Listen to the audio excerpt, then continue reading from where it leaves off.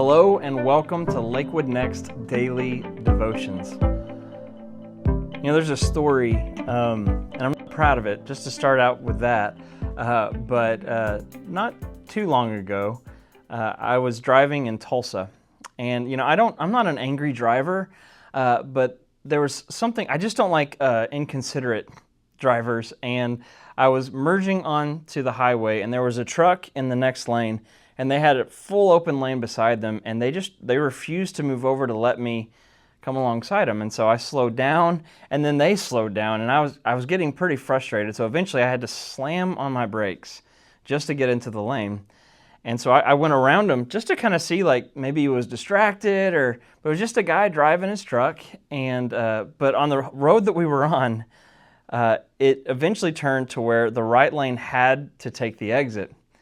And he was in the right lane, and he decided that he needed to move over, and in a moment of absolute just vengeance, I decided that he was going to take that exit. And so as he sped up, I sped up. As he slowed down, I slowed down, and eventually he took the exit, and I cheered in vindication. I'm not proud, but as I was driving on, two things occurred to me. The first was that probably wasn't the most Christ-like attitude I could have had. And the second was the exit that I had forced that guy to take was actually the exit that I needed to take. And because of the construction, it took me a half hour just to get back on path. I tell you all that to say that sometimes we just let anger win. And in this next part of the Sermon on the Mount, Jesus directly addresses anger. But he's building off of what he said in Matthew 5:20, when he said, "For I tell you, unless your righteousness exceeds that of the scribes and Pharisees, you will never enter the kingdom of heaven."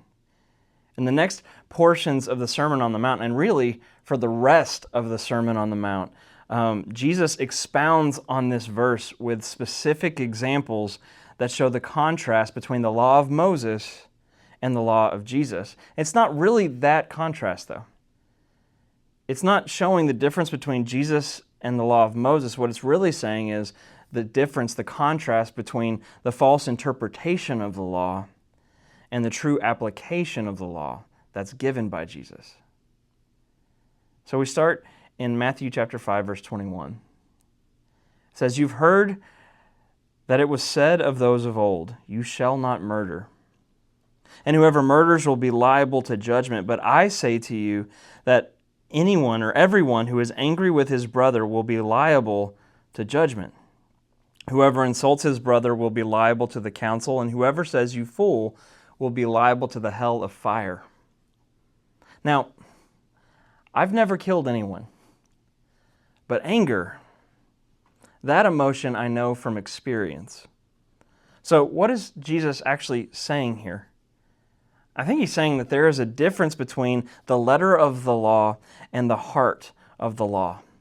And unresolved anger leads to resentment, to hatred, and can, in extreme cases, lead to murder. And Jesus is teaching about the kingdom of heaven, a kingdom in which this progression cannot and does not exist. And so when we don't use a kingdom mindset in our lives, we can become okay with harboring anger and resentment. But Jesus gives another way in which a greater righteousness can be pursued. In Matthew 5:23 and 24, he finishes by saying, "So if you are offering your gift at the altar, and there remember that your brother has something against you, leave your gift there before the altar and go.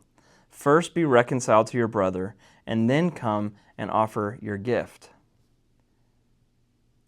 In our culture, outrage and anger seem to be commonplace. If you don't believe me, just go on Facebook for a little bit and look at the comment sections. But in the kingdom of God, of which we are now citizens, we hold to the values of that kingdom. We hold to the heart of Jesus with the perspective of the eternal, and so we fight to resolve, we fight to forgive readily, because we have been given a new heart and have received a greater forgiveness and righteousness that supersedes any wrong that could ever be done to us. Unresolved anger and resentment are one of those things that can just eat away at us and steal the joy that Jesus gives us in His kingdom. And so He says, instead of being a part of this cycle of anger and vengeance, be a part of the kingdom. Resolve conflict. Work through things together so that you can be a family of God. Be blessed and see what God does